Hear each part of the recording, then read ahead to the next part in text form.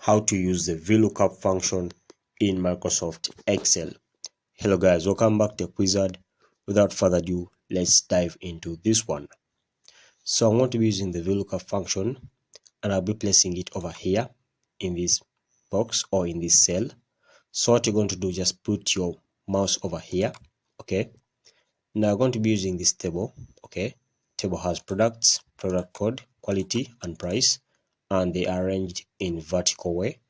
This represents the VLOOKUP. It looks up for anything in a vertical arrangement. Okay, so put your cursor here. Then first step is to tap on equals using your keyboard. Then input the formula, which is VLOOKUP. Okay, now open brackets. When you open brackets, the first one is lookup value. So this is a lookup value, shoes. Okay, put a comma. Next one is table array. Table array, highlight everything in the table apart from the shaded part, which is yellow. Okay, now tap comma. Last one is column index number. Column index number is price and it's number 4.